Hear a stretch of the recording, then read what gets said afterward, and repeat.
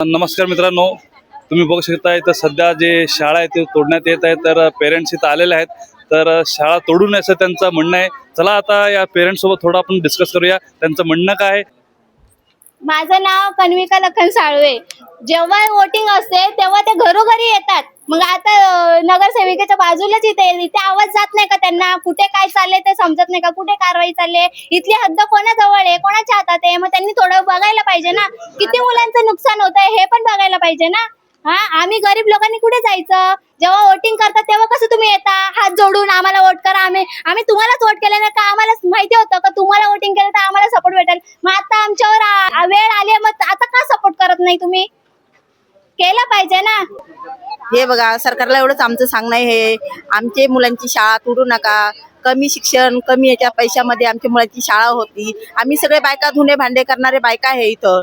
आमच्या मुलांना एवढे 5-5, 10-10 हजार रुपये फी भरून कसे पाठवणार? आमच्या मुलांना ही शाळा परवडती, त्याच्यामुळे ही शाळेला आम्हाला प्लीज सहकार्य करा, शाळा तोडू नका. तो अभी 2-3 हजार बच्चे यहाँ हैं, उनका एडमिशन कहाँ होगा वो गवर्नमेंट को देखना पड़ेगा, क्योंकि अभी बच्चे लोग का पूरा साल करियर खराब होगा। एक साल में उनका अभी एडमिशन कहीं नहीं होगा, क्योंकि स्कूल ओपन होने का टाइम हो गया है। तो अभी बच्चे लोग के बारे में गवर्नमेंट सोचे और ये थोड़ा कार्रवाई जो हो रही है उसको रोका जाए और एक साल के लिए पोस्टपोन किया जाए। उसके बाद अगला जो भी रहेगा वो पेरेंट्स देखेंगे कि नेक्स्ट ईयर क्या करना है, बच्चों को कहाँ शिफ्ट करना है। तो गवर्नमेंट को या सरकार को जो भी है वो उस पे स्टे लगा के रोक थोड़ा कार्रवाई बंद करनी चाहिए। धन्यवाद। तर ही जी बिल्डिंग आहे अनलिगल म्हणून तिच्यावर ठपका ठेवलेला आहे. इतक्या दिवस यांनी काय कारवाई केली नाही? मग इतक्या दिवस झोपले होते का? बरं ठीक आहे की अनलिगल आहे, अनलिगल आहे. इथं कुठली बिल्डिंग अनलिगलीमध्ये? सगळ्यात अनलिगल आहे. त्यांच्यावर का कारवाई केली नाही? हिच्यावरच का कारवाई केली? इथे इतर पण बिल्डिंग आहे, भरपूर बिल्डिंग आहेत, त्यांच्यावर पण कारवाई करा ना. मग हिच्यावरच का कारवाई केली? आज इथं 2000 मुलं शिकतात, यांचं नुकसान भरपाई कोण करणार? सरकारने दखल घ्यायला पाहिजे ना. मेन म्हणजे शिंदे साहेबांनी दखल घ्यावा. शिंदे साहेबांचं सरकार आहे, शिंदे साहेबांचे सगळे इथे नगरसेवक वगैरे आहेत, त्यांनी ती दखल घ्यावा. इथं कितीतरी बिल्डिंग अनलिगलमध्ये आहेत, त्याच्यावर कारवाई होत नाही. याच्यावर का कारवाई झाली? याची दखल घेतली पाहिजे ना यांनी. आणि या मुलांचं नुकसान होणार त्याचं काय? अहो, लोक पुण्याचं काम करतात, मुलांना शिक्षण घेण्यासाठी काय काय पुण्य करतात आणि पापाचं काम करायला निघलेत का?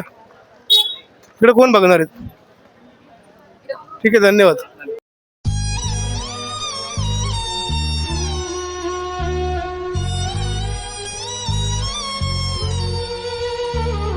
तर मित्रांनो बघू शकता ही शाळा सध्या इथं तोडत आहेत. बघा हे अर्ध समोरचे तोडलेलं आहे आणि लोक तोडणारे पण आहेत आणि पेरेंट्स इथं बसलेले आहेत, तुम्ही बघू शकता. तर ट्रस्टी पण आहे, आता सध्या त्यांच्या हातात काही नाही आहे. तर शाळा तोडण्याचे काम जोरात चालू आहे. ते बेंचेस वगैरे सगळं बाहेर आणून ठेवलेले आहेत. तर बघू शकता मित्रांनो इथे.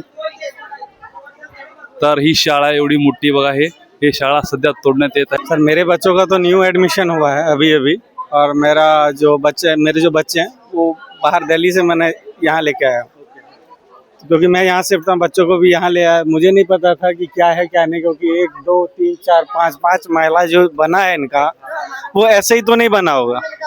ठीक है, कुछ सोच समझ के बना होगा. इनलीगल सब जमीन पे 5 माले की बिल्डिंग, वो भी स्कूल, और वो आज से नहीं काफ़ी साल हो गए इस स्कूल को, काफ़ी साल हो गए स्कूल को बने हुए, जिसमें बच्चे पढ़ रहे हैं, छोटे छोटे बच्चे पढ़ रहे हैं. तो मैं पूछना चाह रहा हूँ कि इतने छोटे छोटे बच्चे जो 5वीं में हैं, 6ठी में हैं, 7वीं में हैं, एट ए टाइम जो आपने ये डिसीजन लिया है, तो ये बच्चे जाएंगे कहाँ? अगर इनलीगल होता तो 10th का जो बोर्ड का एग्ज़ाम हुआ है वो यहीं पे हुआ है, इलेक्शन जो हुआ है वो यहीं पे हुआ है. अगर इनलीगल होता तो 10th का बोर्ड का जो एग्ज़ाम हुआ है उसका सेंटर यहाँ नहीं पड़ना चाहिए था. क्यों पड़ा? ठीक है, जो इलेक्शन हुआ है वो यहाँ पे क्यों हुआ? ठीक है, लोकसभा का, जनसभा का, सारे इलेक्शन यहाँ पे हुए हैं. तो अगर ये इनलीगल है तो ये वो चीज़ यहाँ क्यों हुई? आज से नहीं, ये जो है बहुत पुराने टाइम से चल रहा है, बहुत पुराने 15 साल लगभग में हो गए होंगे, तब से ये चल रहा है. इतने दिन से ये KDMC कहाँ थी? ये और कुछ नहीं है, राजनीतिक दबाव है जिसके कारण से ये सब किया जा रहा है, ये सब हो रहा है. नहीं तो ये 5 माले की बिल्डिंग इतनी आसानी से टूटने वाली नहीं है.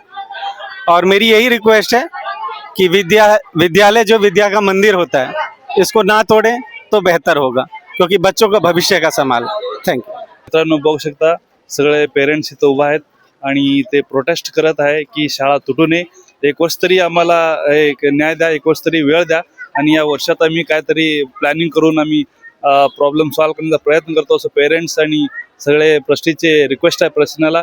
बघूया आता प्रशासन काय करतंय. चला मित्रांनो, अशाच नवीन नवीन व्हिडिओसाठी माझ्या चॅनल लाईक आणि सबस्क्राईब करा. धन्यवाद.